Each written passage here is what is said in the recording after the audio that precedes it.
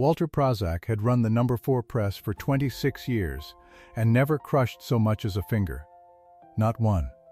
He knew the sound that machine made when it was happy and the sound it made when it wasn't, the way a man knows his own children coughing down the hall. Then, one October afternoon, the big press let go, and they carried a 19-year-old boy out of the plant on the drill press door because there was no stretcher close enough and no time to find one. By supper that same day, the foreman was already on the phone to the front office, telling them it was Walt who ran it wrong. That's the part I want you to sit with, not the blood, the phone call. Because the next morning, on the floor, in front of 40 men on the day shift, Foreman Vernon Hoyt said it plain. He put his thumbs in his belt, and he said, "A good machinist runs what he's told and keeps his mouth shut." Prazak got careless, and the boy paid for it. Nobody spoke. Not one of those 40 men. The whistle blew, and everybody went back to their stations. And that was that. But what Vernon Hoyt didn't know, what he never once considered, was that 3 weeks before any of this, he had signed his name to a little slip of pink carbon paper. And that slip was folded up small in the bottom of my lunch pail, under the wax paper, right where I'd left it. If you believe quiet people read the fine print, this story is for you. Before we go on, if stories about ordinary working folks getting their dignity back mean something to you, do me a favor and subscribe. And tell me in the comments what city you're watching from. I like knowing where you all are. Now, let me take you back to the beginning, and let me tell it slow, the way it happened. Corley Stamping Works sat on the low end of Delford, Ohio, down where the road ran out to the river, and the land went flat and brown in the fall. It was a long brick building the color of dried tobacco, with a roofline of sawtooth windows that let the morning light come in gray and dusty. In the autumn of 1971, it employed a little over 300 men, and it stamped steel parts for the axle plants and the appliance makers up in the bigger towns. You never heard of Corley stamping. But if you drove a car built in those years, some piece of it likely started its life under one of our presses, punched out of a flat sheet of cold-rolled steel, and passed down the line still warm. I had run the number 4 press since 1945. That's not a figure of speech. The war ended, I came home, and I put my hands on that machine, and I never really took them off. 200 tons of mechanical stamping press. A great gray thing with a flywheel taller than a man, and a ram that came down with a sound you felt in your back teeth. My father ran presses before me, up in Cleveland, and he taught me on a smaller one when I was younger than Danny ever was. He had 2 rules, and he said them so often I heard them in my sleep. Never sign what you won't stand behind, and keep what you're handed. I thought they were just things old men said. I was wrong about that, same as I was wrong about a lot of things back then. By 71, I was 54 years old. Salt and pepper coming in at the temples, mostly pepper still. A mustache I kept trimmed because my wife had liked it that way, and she was gone 3 years by then, so I kept it for her. I wasn't a talker. The men called me dry, and I suppose I was. When something struck me funny, I'd let one corner of my mouth go up, and that was the whole show. I ate my lunch alone at my bench most days, out of a black tin pail with a dome lid, the kind that hasn't been made in years. Coffee in the base, sandwich up top, wrapped in wax paper my wife used to fold, and I still folded the same way out of habit. A man's habits are just love he doesn't know what to do with anymore. That spring they'd given me an apprentice. Danny Corso. 19 years old, all elbows and eagerness, a mop of dark hair he was forever pushing out of his eyes with the back of a greasy wrist. Quick hands, though, I'll give him that. He learned a die change faster than any boy I'd trained, and I'd trained a few. His people were from the Italian end of Delford, over by the church, and his mother sent him to work with more food than any young man could eat, so half the time I got a second sandwich out of the deal. He wanted, more than anything on this earth, to run the big presses. To be trusted on the 200-ton machines and not just the little kiss presses in the back. You could see it on him. It came off him like heat. "Slow down," I told him, that first month. "The press don't care how fast you are. The press cares how careful you are. Those are two different men." He'd nod like he understood. He didn't, not yet. Understanding that cost something, and he hadn't paid yet. I taught him the guard first. Before anything. The point of operation guard on the number 4 was a cage of welded bar steel that came down over the die, so that a hand could not. Not by accident, not by stupidity, not by God himself reaching down, get into the space where the ram struck. You fed the stock through a slot. Your hand stayed outside. I made him put his own hand up against that guard, and I brought the ram down slow on the inch, so he could see the cage take the space his fingers would have been in. "That's the difference," I said. "That right there. That cage is the difference between going home to your mother tonight and me writing a letter to her instead. You understand me?" "Yes, Walt. Say it back. The guard stays down. Always. No exceptions." "No exceptions," I said. Now the tie-down. The two-hand tie-down was the other thing. You couldn't trip the ram unless both your hands were on the buttons, one on each side, far from the die. Both hands occupied meant neither hand in the machine. It was simple, and it was beautiful, the way a thing is beautiful when a man thought hard about how another man might die and then made sure he couldn't. I loved that machine, and I loved it most for the parts of it built to keep me alive. That's a strange thing to love. But I did. Now, you need to understand what the plant was, up above the floor, because that's where the trouble lived. Old man Corley had died back in the 60s, and the place had come down to his grandson, Raymond Corley Jr., who wore good suits and had gone to a college out east and did not, so far as any of us could tell, know which end of a press the steel went in. He wasn't a cruel man.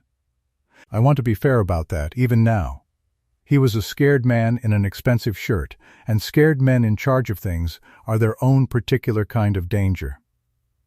Between Corley Jr. and the floor stood Vernon Hoyt, the foreman.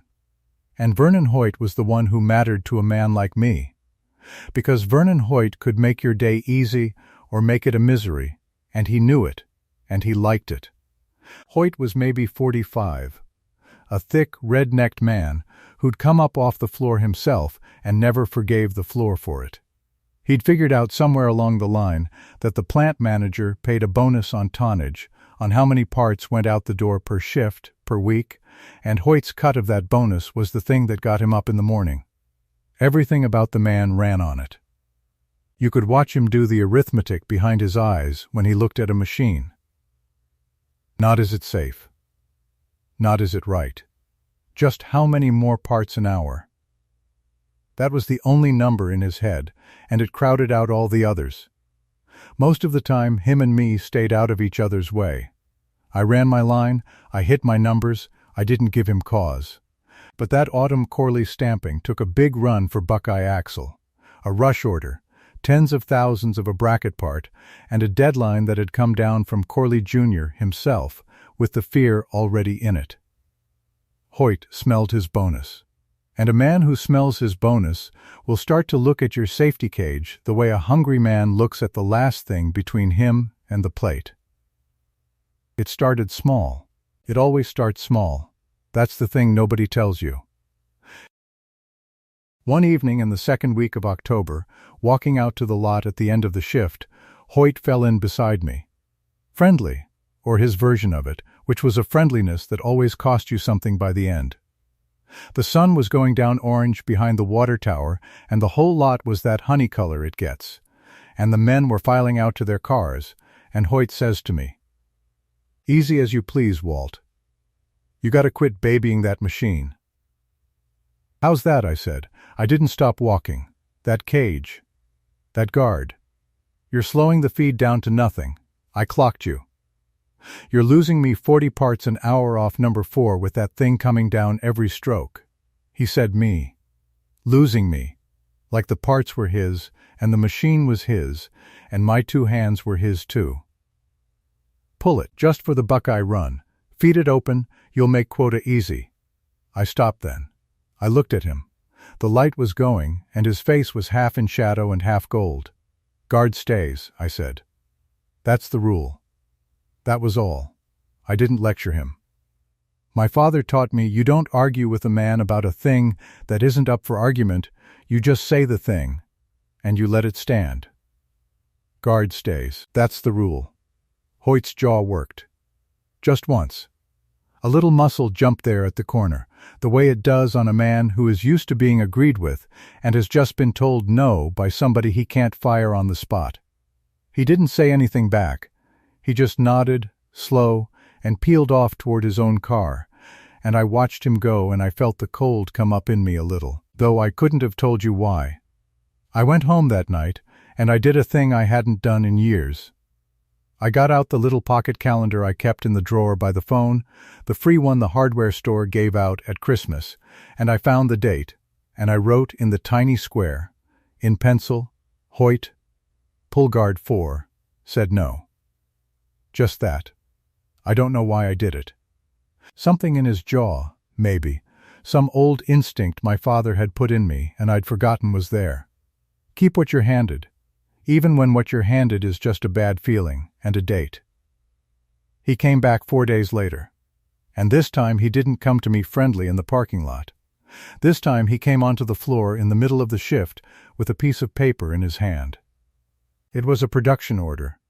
The pink triplicate work slip. You younger folks won't know these, but back then everything ran on carbon paper. You wrote it once and it came in 3 colors. White for the office file, yellow for the department, pink for the man who did the work. And this one, Hoyt had already filled out and already signed, in that cramped hard hand of his. Pressing down so the carbon took clean through all 3 sheets. I can see it now like it's in front of me. He handed me the pink. I read it standing right there at my bench with the machine idling behind me. It said, in the block letters of the form and then his writing in the boxes, remove point of operation guard, press no 4, for duration of Buckeye axle, run to meet production. And under it his signature, V, Hoyt, and the date. Now Marge Sobek was passing just then. Marge kept the time and the logs for the department. A small, sharp woman in her 50s with reading glasses on a chain and a way of seeing everything and saying nothing, which is the most valuable kind of person to have in a plant and the most overlooked. She had her clipboard and her daily log under her arm, and she slowed just a half step as she went by, the way you do when you feel something in the air, and she saw Hoyt hand me that pink slip, and she saw me read it. Then she went on. One witness. She didn't know she was one, neither did I, but she was. Here's the thing about that moment. Every part of me wanted to hand it back to him, wanted to say what I'd said in the lot, guard stays, that's the rule, and let him do what he was going to do. And I could have, I nearly did. But my father's voice came up in me instead, quiet, from a long way back. Never sign what you won't stand behind. And keep what you're handed. Hoyt had signed, and he had handed it to me. So I didn't argue. I just folded that pink carbon in half, and in half again, small, the way you'd fold $1 you didn't want to lose. And I opened my lunch pail there on the bench, and I lifted the wax paper off the top of the afternoon sandwich, and I tucked that little pink square down underneath it, flat against the tin, and I put the wax paper back over it, and I closed the lid. So there'd be a paper that said whose idea it was. That was the whole of what I thought. I didn't think it was clever, I didn't think it was anything. I thought it was Tuesday. Hoyt watched me do it, and I think he took it for surrender. I think he thought I'd folded the thing away out of shame, a beaten man putting away his own defeat. He almost smiled. Then he told me to get the cage off before the night run, and he walked off to go crow at somebody else. But I didn't take the guard off. Understand that. Not on my shift. I ran the Buckeye brackets guarded, the cage coming down every stroke same as always, and I made fewer parts than Hoyt wanted, and I did not care. A man can only run the machine one way, and that's the right way. And let the numbers fall where they fall. So Hoyt did the thing that a man like Hoyt does. He couldn't move me, so he moved the boy. He took Danny off my day shift and put him on the night run on number 4. And on the night run, with me gone home, there was nobody to say guard stays. There was just Hoyt and his tonnage and a 19-year-old who wanted, more than anything on this earth, to be trusted on the big presses. Hoyt pulled the cage himself. I know he did, because I saw it off the machine the next morning, and I know I didn't take it off, and there was nobody else it could have been. And I need to tell you one more thing about that machine, because it matters. Because it's the piece that turns a bad decision into a dead certainty. The die on number 4, the hardened steel block that does the actual shaping, had a crack in it, a hairline up in the corner of the cavity. I'd found it a week before, running my thumb over the steel the way you do, feeling for what your eyes can't see, and I'd flagged it. In writing. On a maintenance request slip I'd handed to the office, because that's how you do it. That's the book. That's the rule. Die 4 shows fatigue crack, upper left cavity, recommend pull and replace before further run. I kept my copy of that too, though I didn't fold it in any lunch pail, I just filed it where I filed things. A cracked die under a full tonnage load is a bomb with a slow fuse. And they'd taken the cage off the thing that was going to go off. I want you to see the floor that day, because I've seen it every day since, whether I want to or not. It was a Thursday, the 21st of October. Overcast, the light through the sawtooth windows the color of dishwater. I was on the day shift, on number 4, guarded, running fine. The Buckeye deadline was on everybody, and the whole floor had that pushed feeling. That sense of a man behind you with a stopwatch. Danny was over on the drill press that morning, sent there by Hoyt, but the night operator had called off sick, and there was still a shift's worth of brackets owed by end of day. And Hoyt came to me around 2 in the afternoon and told me to hand off number 4 to Danny so I could go set up a die change on the number 6 across the aisle. I looked at him. Guard's coming back on before the boy runs it. Yeah, Hoyt said. Put it on. Go do the 6. I put the guard on. I did. I put it on with my own hands, and I watched Danny take his place at the buttons, and I told him, 2 hands. Every stroke. You wait for the cage. And he said, yes, Walt, and he grinned at me, glad to be on the big press at last.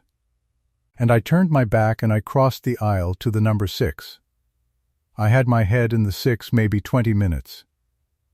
And in those 20 minutes I pieced it together later.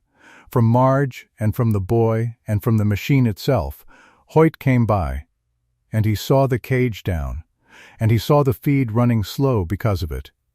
And the deadline was in him like a fever, and he reached in, and he pulled the guard off the number 4 with the boy standing right there. And Danny, God help him, Danny let him. Because the foreman said we do it this way to make quota, and Danny trusted that the way I once trusted the sun would come up. He didn't know enough yet to be afraid of the right things. I heard it before I understood it. Everybody on the floor heard it. The number 4 made a sound it had never made in 26 years. A double sound, a strike and then a second strike hard on top of it, wrong, doubled, the ram coming down and the cracked die letting go all at once, so the whole tonnage double struck. And under that sound, threaded right through it, a boy screaming. The die had failed. The crack I'd flagged in writing had run under the load, and the die had shattered and jammed, and the press had double struck, the ram coming down twice, where it should come down once.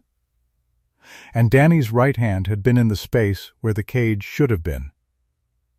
In the space I had put my own hand once, years back, to teach him, with the ram coming down slow on the inch so he could see. Only there was no cage. And it did not come down slow. I don't remember crossing the aisle. I've tried to remember, and I can't. The next thing I have is my hands on the machine, hitting the stop, and Danny down on the concrete with men already around him. And the blood. More of it than you'd think a person could stand to lose. And the boy white as the wax paper in my pail, going into shock, saying, "Walt. Walt. I'm sorry, Walt," which is a thing I will hear until they put me in the ground. He got his right hand caught to the wrist. 3 fingers gone. Just gone, and the 2 that were left of it wouldn't ever work right again. There wasn't a stretcher near enough. Somebody had the sense to knock the drill press door off its hinges, the light hollow core door on the little tool room, and we laid him on that, and 4 of us carried him out through the whole silent floor to the ambulance in the lot. And I held the door corner up by his ruined hand, and I remember I kept saying, "You're all right.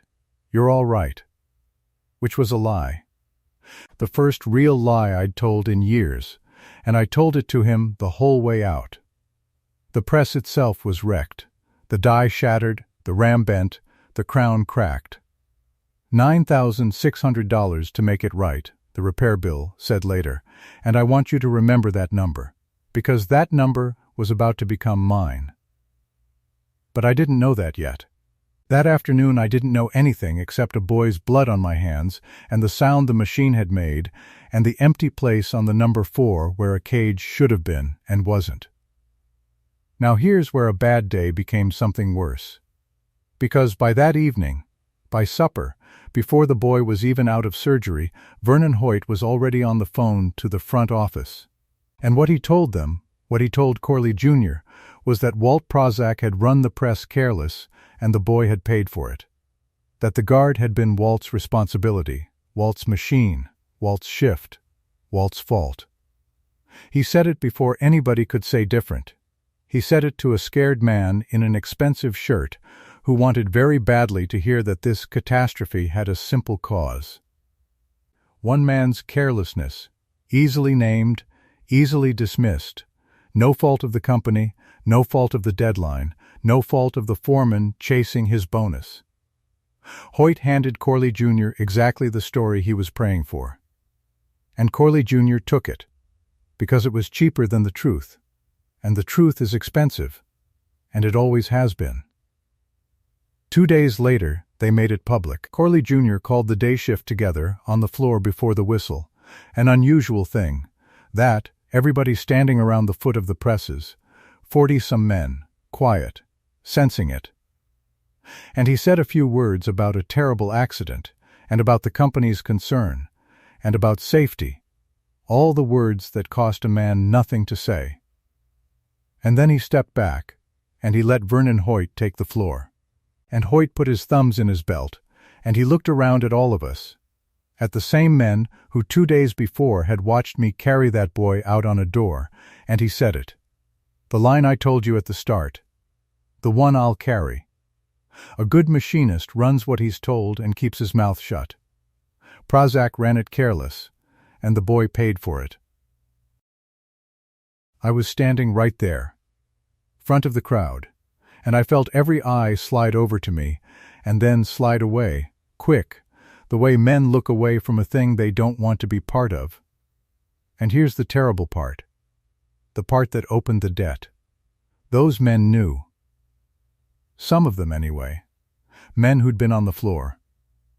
Men who might have seen Hoyt near the number 4 that afternoon. Men who at the very least knew Walt Prazak and knew he had never in 26 years run a machine careless. The men who had seen the wound were now hearing the lie. And not one of them spoke. Not one. I understood it, even then. I did.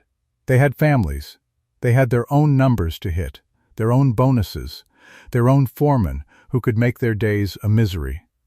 A man who spoke up would be the next man carried out, one way or another. I understood their silence. I have never once blamed them for it. But understanding a thing doesn't stop it from cutting you, and it cut me. Standing there, in front of 40 men I'd worked beside for half my life, being called careless over a boy's hand while all of them studied their own boots. I didn't say anything either. That surprises people when I tell it. They expect me to have roared. But I've never been a roaring man, and I knew, standing there, that anything I said in that moment would just be one man's word thrown against a wall, and the wall would win. So I did the only thing that felt like mine to do. When the whistle blew, I walked to the clock, and I punched my card, and I went to my bench, and I picked up my black tin lunch pail. And I want you to know that as I lifted it, I felt the small extra weight of nothing at all, of a folded pink square under the wax paper that I had honestly half forgotten was there. I didn't think about it even then. I just carried my pail out to the teal pickup, and I drove home, and I sat at my kitchen table in the dark for a long time. And I did not turn on the light. They moved fast after that, the way institutions move when they've decided who's going to carry the weight. Within the week I had a letter. Suspended, pending review. Not fired, that would have looked like a judgment, and a judgment invites argument. Suspended, softer word. Same knife. And with it came word, through the union rep, of what they meant to do. They were going to dock the $9,600 for the press repair against my pay, call it operator negligence, call the damage mine to answer for. And worse, far worse, they were going to use that same word, negligence, to fight the boys' compensation. To argue that Danny Corso's ruined hand was the fault of the operator, and that the company therefore owed him only the bare minimum the law could be squeezed down to. They were going to make a 19-year-old boy pay for his own 3 fingers, and make me pay for the machine, and let Vernon Hoyt keep his bonus and his good name both. There was a date in that letter, too, though I didn't grasp its weight at first. The state of Ohio ran an industrial commission, and the commission held safety hearings on serious accidents, and Corley Stamping was required to appear at one. 19 days out. I read that date, and I filed it away in the back of my mind. The way you file a thing you don't yet know is the most important thing you own. I went to see Danny in the county hospital. 3rd floor, a ward with 6 beds, and a big window that looked out on the parking lot and past it to the gray line of the river. He was propped up, his right arm wrapped to a club of white bandage, his face still that bad color, dark hollows under his eyes from the drugs they had him on for the pain. His mother had gone down to the chapel. It was just the 2 of us. "Walt," he said, when he saw me, and his eyes filled up. "Walt, I'm sorry." "You got nothing to be sorry for," I said. I sat down in the metal chair by the bed. I still had my hat in my hands. I should have kept it on. "The guard." "You told me. 2 hands. Wait for the cage." "You told me," and Danny. I said it soft, but it stopped him. "Who took the guard off?" And here's what the drugs and the loyalty and the shame did to that boy. He looked away, out the window at the river, and he said, "I don't. It doesn't matter. I was running it. It was my station." He half blamed himself. He'd taken Hoyt's lie and folded it right into his own heart, because a boy that age would rather believe he failed than believe the man he trusted fed him to a machine. "It was my fault, Walt. Everybody knows that." I sat there a while. I didn't correct him. It wasn't the time, and it wasn't the place, and he wasn't in any shape to carry the truth just then. But something changed in me in that hospital room, sitting in that cold metal chair with my hat in my hands, watching a 19-year-old boy take the blame for the thing that had been done to him. Up till then, what I'd felt was mostly grief, and under the grief, a kind of tired, beaten ache. I'd been ready, I think, if I'm honest, to eat the suspension and take my lumps and let it be. That's the truth. I'm not a hero. I was a tired old man who'd lost his wife and now watched his apprentice lose his hand, and part of me just wanted to lie down. But watching Danny blame Danny, that turned the ache into something else. Something with a spine in it. Because it was one thing for them to come after me. I'm 54, I've had my life, I can take what comes. It was another thing entirely to make this boy carry it. To let him go through the rest of his days one hand short, believing it was his own carelessness that did it. When the whole time the man who ordered it walked around a plant collecting a bonus off the very tonnage that boy bled for. No, I decided it right there, though I didn't say a word out loud. No, I drove home from the hospital in the last of the daylight, the fields going by brown and flat, the river flashing gray between the trees. And I did not sit in the dark that night. That night I turned on the light. I set my black lunch pail on the kitchen table, under the tube radio that hummed its low music the way it had every evening for 20 years. I opened the lid. I lifted out the wax paper. And there, flat against the tin, a little damp at the corner from a summer's worth of sandwiches, was the pink triplicate slip, folded in half and in half again. Small as $1. I unfolded it under the radio light, slow, careful, the carbon a little smeared but the words plain, and his writing plain, and the date plain, and his name plain at the bottom. V. Hoyt remove point of operation guard, press no 4. For duration of Buckeye axle, run to meet production. I sat and I looked at it a long time. The coffee I'd poured went cold at my elbow. The radio played something soft and old, and I thought about my father, dead these 30 years, and his 2 rules that I'd thought were just things old men said. Never sign what you won't stand behind. Vernon Hoyt had signed. And keep what you're handed. Vernon Hoyt had handed it to me himself, with his own hand, in front of Marge Sobeck. 3 weeks before he ever picked up a phone to call me careless. He didn't know I had it. That was the thing I turned over and over that night at the table. In all his crowing, in all his phone calls, in all his standing in front of 40 men with his thumbs in his belt, it had never once crossed Vernon Hoyt's mind that a slip of pink carbon he'd handed a line worker might still exist. Because to a man like Hoyt, a signature given to a machinist was worth nothing. Weightless beneath remembering. He signed everything and he remembered nothing. And he believed, deep down where a man keeps the things he's most sure of, that his name on a paper in the hands of somebody below him could never, ever come back around. He was going to find out different. But not yet. Not by shouting, not by storming into Corley Jr.'s office and slapping it on the desk, where it could vanish, where it could become one man's word again. No, my father hadn't just taught me to keep the paper. He'd taught me the harder thing, the thing under the thing, that a truth kept quiet and brought forward at the right moment, in the right room, in front of the right eyes. Hits like nothing on this earth. And there was a room. There was a date. 19 days out, and now more like 16. The State Industrial Commission. A hearing with the power to decide, on the record, who ran that press wrong. So I did not fold the paper away again. I got out a clean sheet and an envelope, and I sat under the radio light, and I began, in my slow hand, to write a letter to the clerk of the Industrial Commission.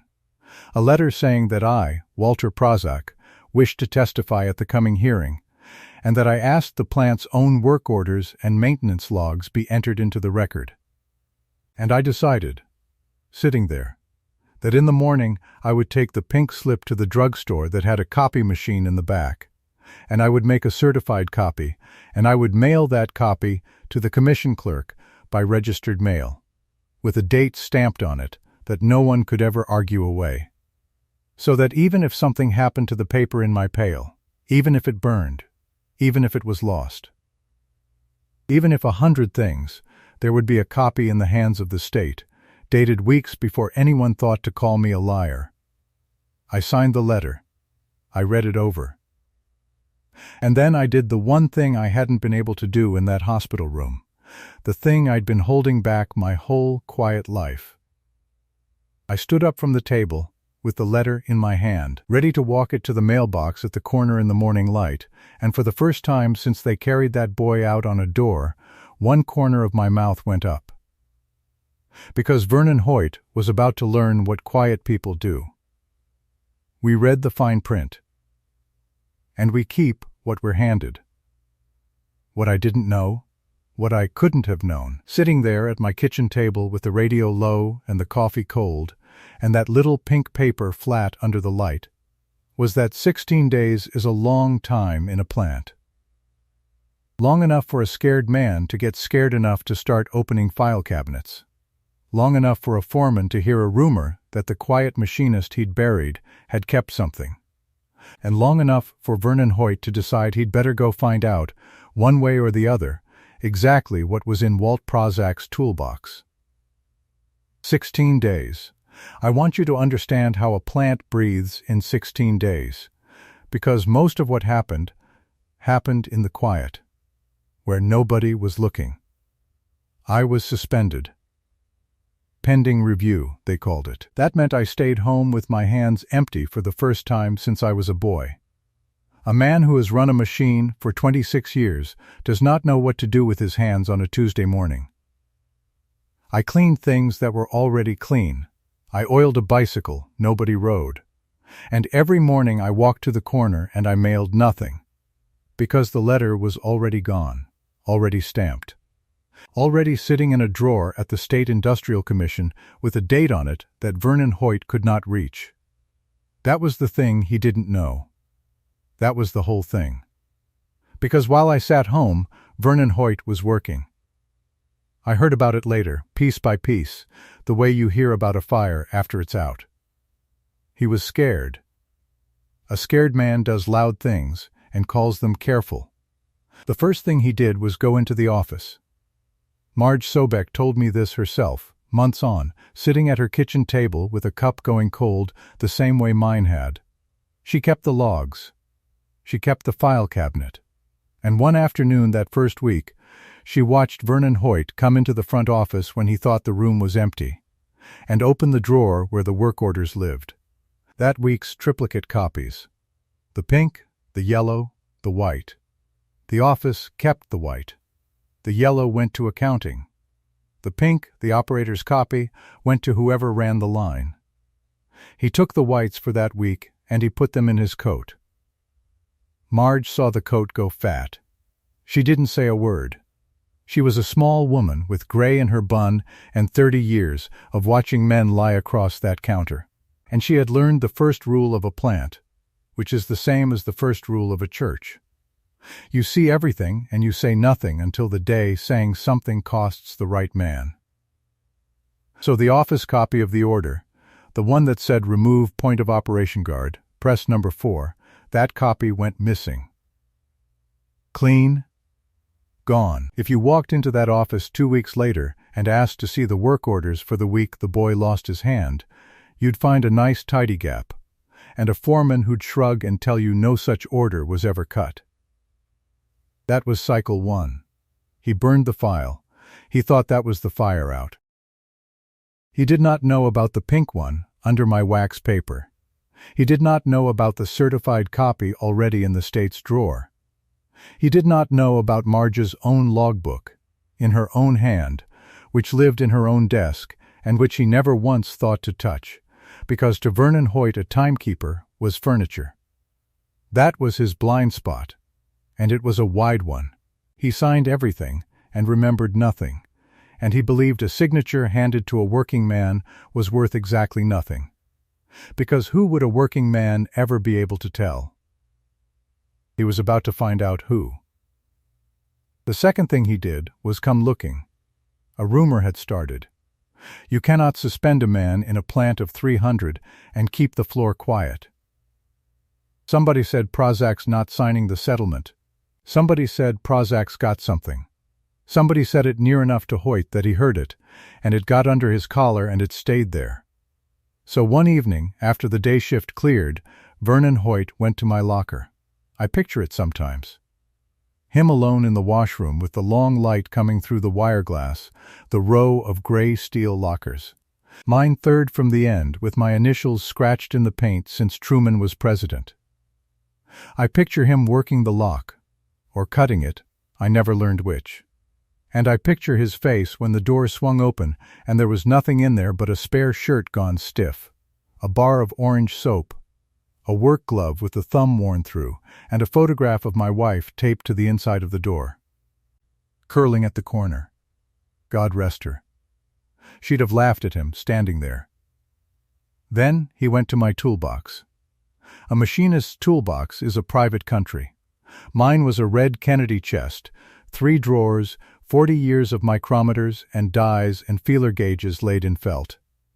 He went through every drawer. Marge said the second shift oiler saw him at it and thought Hoyt had lost his mind, pawing through another man's tools like a customs man at the border. He took the top tray out. He ran his hand under the felt. He was looking for paper. There was no paper. The paper was in my kitchen, under the sugar bowl, flat as the day he handed it to me. He closed the box. And here is the part I like. He closed it, thinking he'd won. He walked out of that washroom, believing the rumor was smoke, that the quiet machinist had nothing, that he'd buried a man who was too dumb or too beaten to fight. Relief. You could see it on him the next day, Marge said. He got his color back. He got loud again. That was cycle 2, the near thing. His hand 6 inches from the truth, and he never knew. Because the truth had been sleeping in my house the whole time, the way I taught Danny, you don't leave the important thing where the important thing is expected to be. And then came Marge. She found me at the hardware store on Main, of all places, standing over a bin of carriage bolts I did not need. She came up beside me, and she didn't look at me. She looked at the bolts, and she said, "Low. Walt, I still have my book." I said, "What book, Marge?" She said, "My daily log." He took the whites. He didn't take my book. It's my desk, it's my hand, and it's dated. She picked up a bolt and turned it like she was reading the thread. 2nd week of October. Guard removed, number 4, per Foreman order. I wrote it because I write everything. I've written everything in that plant for 30 years. Then she put the bolt down, and she looked at me, finally, and her eyes were wet and hard at the same time. I saw them carry that boy out. I'm not going to let Vernon Hoyt tell the state you did that. I'll bring my book. I have known a lot of brave things in my life. Most of them were quiet. That one was the quietest, and I think about it more than the whole hearing. So now there were 3 papers where Hoyt thought there were none. The pink under my sugar bowl. The certified copy in the state's drawer, dated weeks back. And Marge Sobek's log, in her own hand, independent of me, that lined up with mine word for word. 3 legs on a stool. A stool doesn't fall. But I want to tell you what I learned in those days. Because it's the part that turns a sad story into a useful one, and if you take nothing else, take this. I went and saw the union man, fellow named Pemberton, out of the local, an old organizer with a bad hip and a good head. I put it to him plain. I said, "Hoyt signed an order to pull the guard. What's that worth?" And Pemberton got quiet in a way that told me it was worth a great deal. He said, "Walt, do you know what you're holding?" I said I thought I did. He said, "Under the state safety code, a point of operation guard on a power press is not optional. It is required. Now, if an operator takes a guard off on his own, that's operator negligence. That's on the man. The company shrugs, and the man eats it.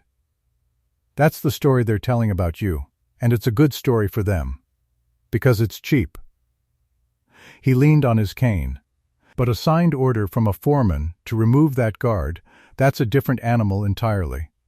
That's not negligence. That's an ordered violation.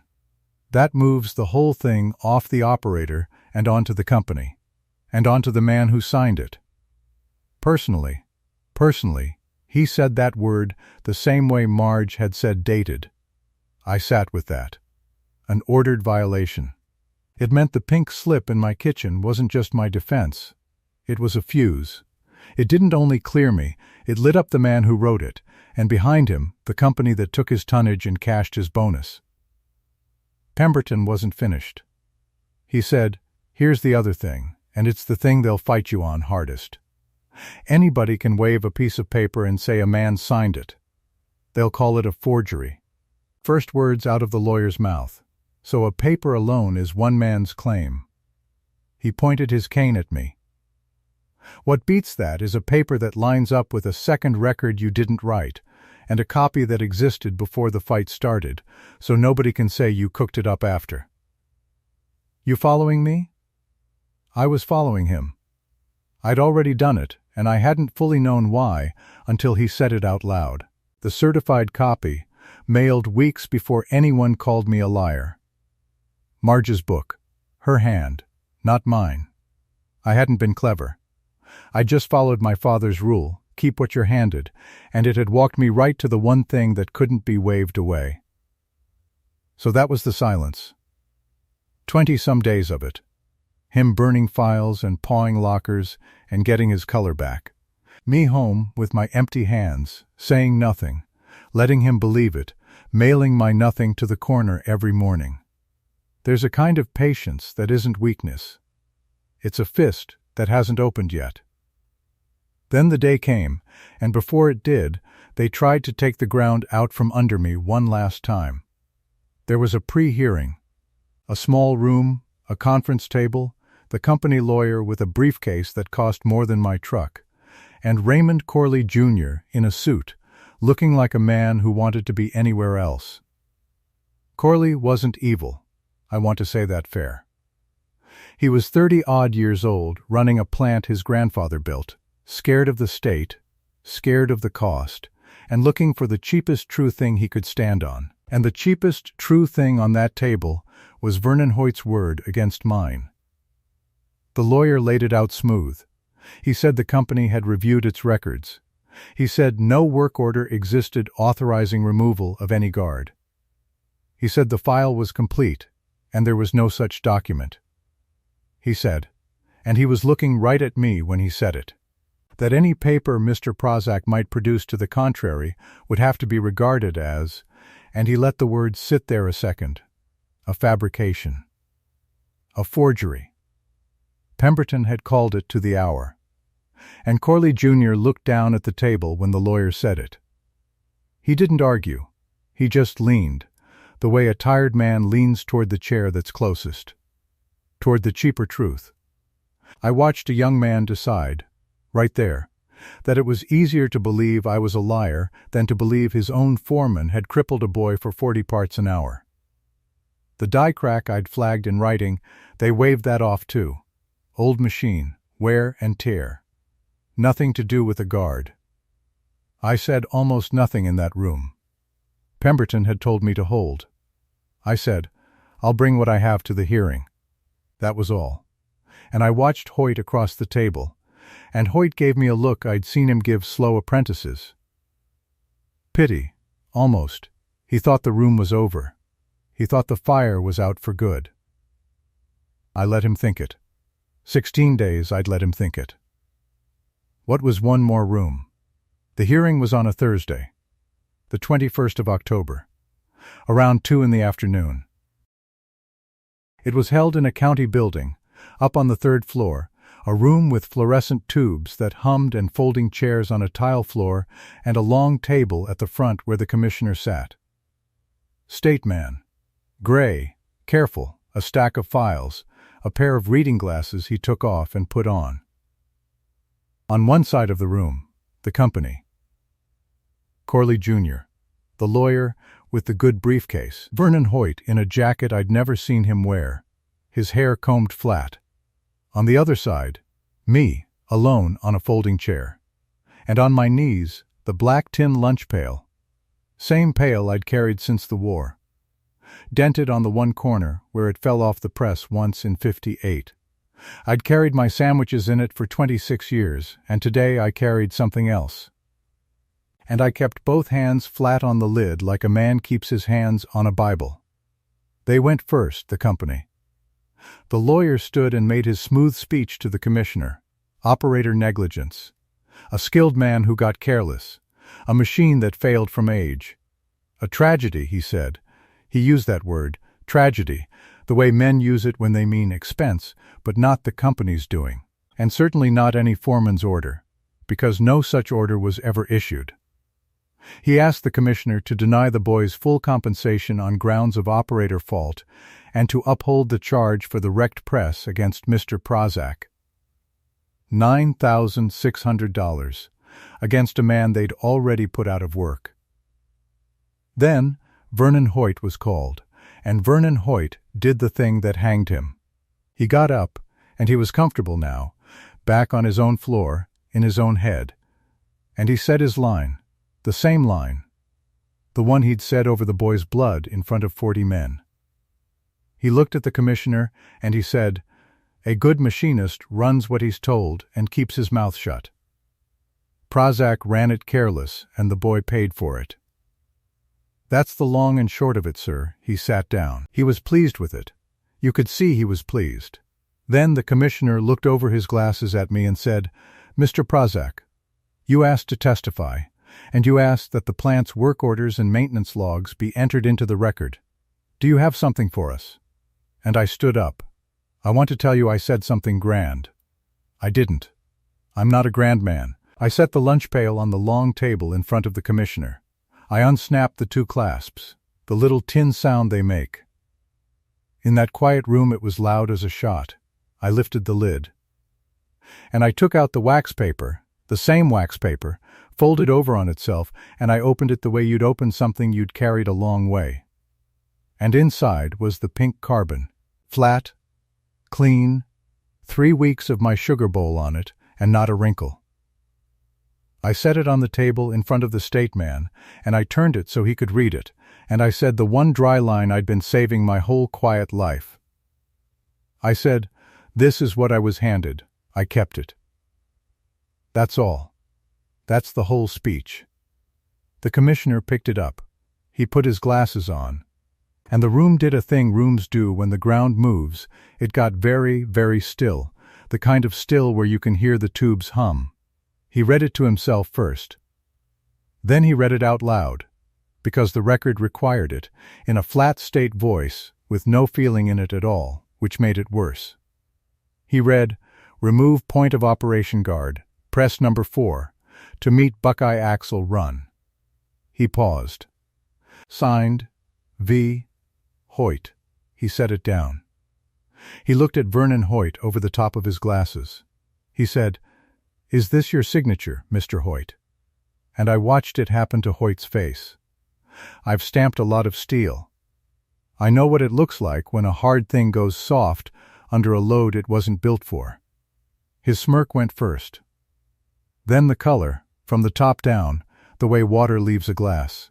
He looked at the pink slip on the table like it was a snake that had been in his bed the whole time. He opened his mouth. He tried the line again. I'll give him that. He reached for the only tool he had. He started. "A good machinist runs what he's." And the commissioner said, "Quiet. I didn't ask you about machinists, Mr. Hoyt. I asked you if that's your name." He couldn't say no. 10 men in that plant had watched him sign things for years. His name was on 100 orders in that building. To say the pink one was forged was to invite them to compare it. And they did. The lawyer's own file had Hoyt's signature on a dozen other slips, and any fool could lay them side by side and see the same crossed T, the same tail on the Y. And the certified copy was already at the commission, dated weeks back, so that he cooked it up after road was closed before he got to it. Then Marge stood up. Nobody had to call her. She'd come on her own afternoon off in her Sunday coat, with her logbook under her arm. She walked to the table, and she opened it to a page she'd marked with a bit of ribbon. And she laid it down next to the pink slip, and she said, "My daily log, sir. My hand. I write everything." And there it was, in her round clerk's hand, dated the 2nd week of October, guard removed. Number 4, per Foreman order. Line for line. A record I never touched, that matched mine like 2 halves of a torn ticket. The commissioner looked from the log to the slip to the certified copy his own clerk laid up beside them. 3 papers. 1 story. And the story wasn't mine or Marge's. It was the plant's own. It was Vernon Hoyt's, in Vernon Hoyt's own hand. He took his glasses off then.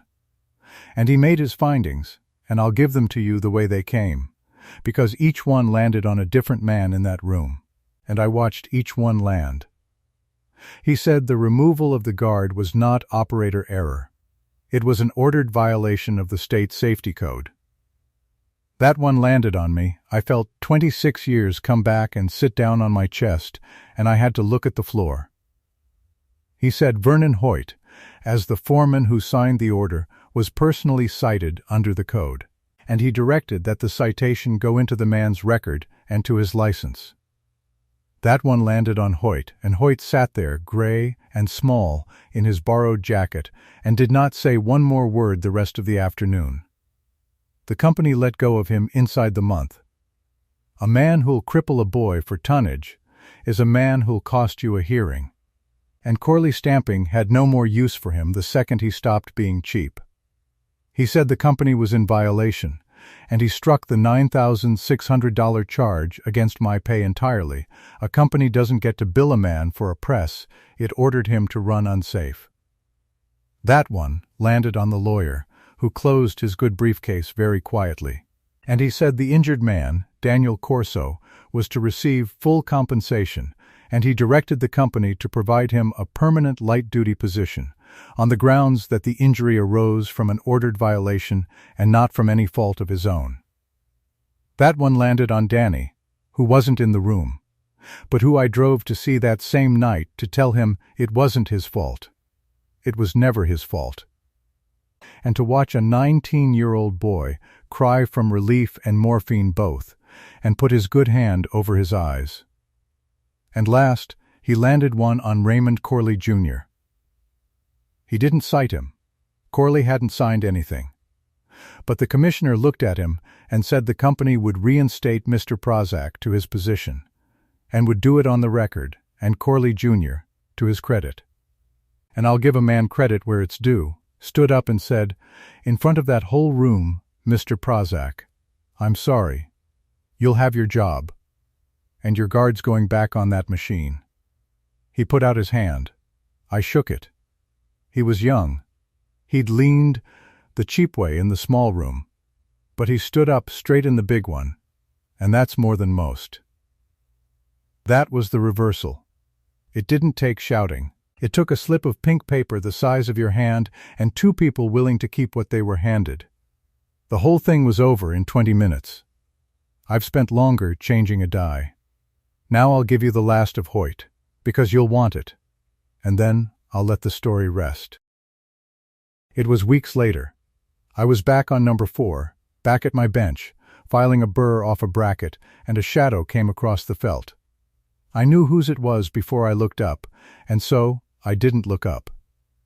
Vernon Hoyt stood at the end of my bench with his hat in his 2 hands, turning it by the brim, and he'd gotten thinner. He'd found something across the river, he said. A punchline at a shop the other side of the water, and they wanted a word from somebody who'd known his work. A reference. He came to me. Of all the men in that plant, he came to me, because I think somewhere in him he knew I was the one man who'd tell the truth, and he was gambling I'd tell a kind one. I kept filing.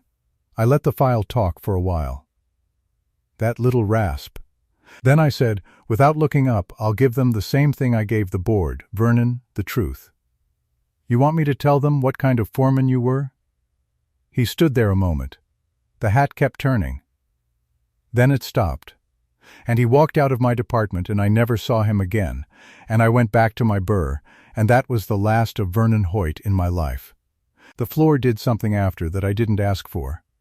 The day shift, the 40 men who'd stood silent when he said his line over the boy, the men whose silence I'd carried around like a stone, they got a paper of their own. A petition. To put the guard back on every press in the plant, and to keep it there, signed by every man on the shift, and they walked it up to the office themselves. And when the guard went back on number 4, there was a maintenance card wired to the frame, and on the line for who was responsible for it, they'd put my name. Walt Prazak. I ran my thumb over it more than once. Silence is heavy. But men can set it down, and these did, and I forgave them for it, because I'd been quiet too, longer than any of them. We're a quiet breed, machinists. We just learned that year that there's a difference between the quiet that takes it and the quiet that keeps the paper. Now let me take you 8 months on, so you're not left in that hearing room, because a life isn't a verdict, it's what you do after. Spring of '72. A morning in April with the light coming yellow through the kitchen curtains and laying itself down on the formica table, warm as a hand. Coffee steaming in the cup my wife picked out.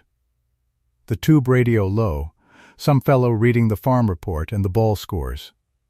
I sat there a while, the way I do now, in no hurry, which is a thing I had to learn on purpose. The pink slips in a drawer with the certified copy clipped to it. I don't take it out much. But I know it's there, and knowing is enough. I drove the truck in.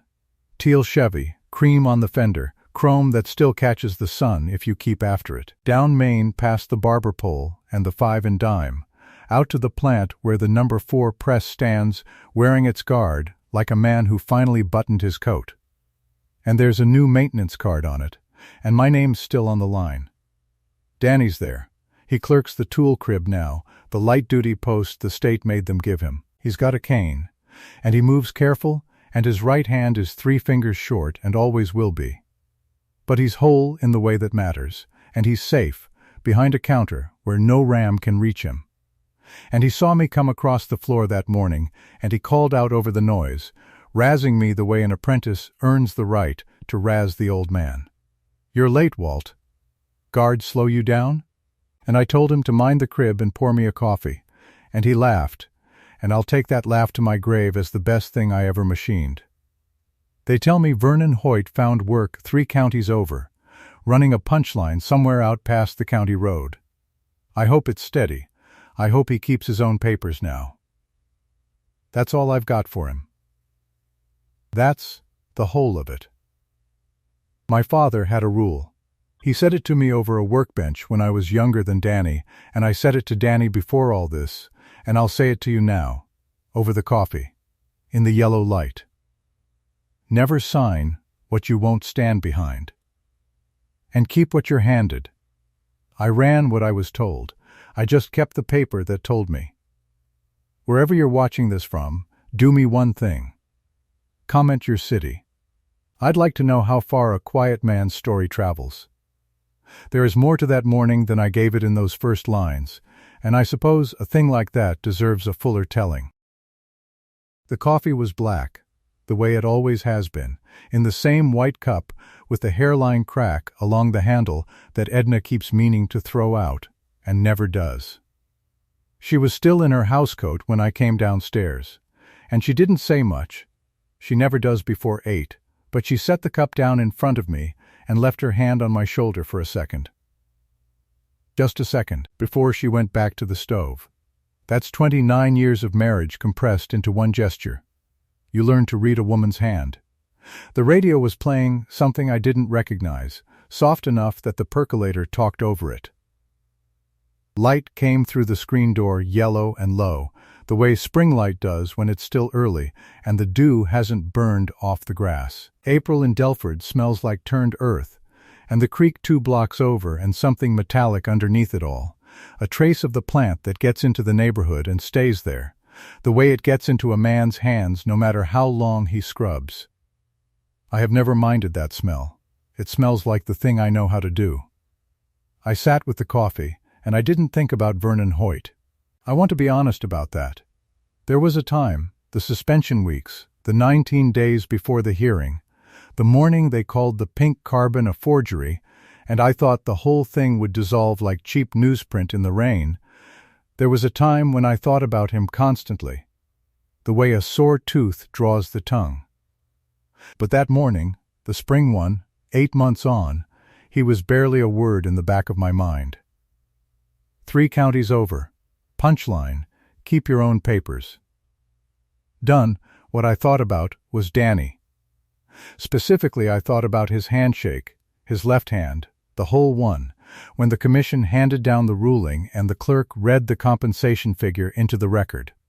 He reached across the table and grabbed my hand left-handed, the way you do when your right is out of commission, and he squeezed once, hard, didn't say anything. Neither did I. The commissioner was still talking, but neither of us was listening anymore. The boy had cried, I think, on the way out to the parking lot, though he had his face turned, and I didn't press it. 19 years old. He earned the cry. He'd lost 3 fingers doing what he'd been ordered to do by a man who signed the order and then denied it, and somewhere in those 19 days of suspension and hospital visits and commission filings, he'd decided not to let it hollow him out. That takes something. That takes more than what most men twice his age have got. The tool crib suits him. He knows where every gauge and tap and reamer lives, every boring bar, every drill bushing. He cataloged the whole inventory in his first week, because nobody asked him to, because that's the kind of man he's becoming. He keeps good records. I might have mentioned once, in passing, that records have their uses. He caught the joke on the second day. I finished the coffee and rinsed the cup and left it in the rack for Edna. I got my lunch pail, the same one, black steel, dented at one corner from the time I dropped it off the dock in '68. The wax paper's fresh. Nothing folded under it now, but a sandwich and an apple and a thermos of the black stuff. The pink carbon is in the drawer, as I said, and I leave it there. The truck started on the second crank, the way it does in warm weather, and I pulled out of the drive and down toward the plant, and the barber pole was already spinning even that early, and the 5 and dime had its awning cranked out, and a dog was sitting on the drugstore steps watching the street like he owned it. My father would have liked that dog. He would have liked this morning, the whole of it. The coffee, the light, the going to work with your name still on the line. He wasn't a complicated man, and he didn't need complicated mornings. He needed his tools in order and his word to mean something when he gave it. That's the inheritance. Not money, not property. A rule and a demonstration of the rule, and the faith that if you carry it long enough, it will eventually do the thing it promised. I carried it 26 years before it was asked to prove itself. I hope you're carrying yours.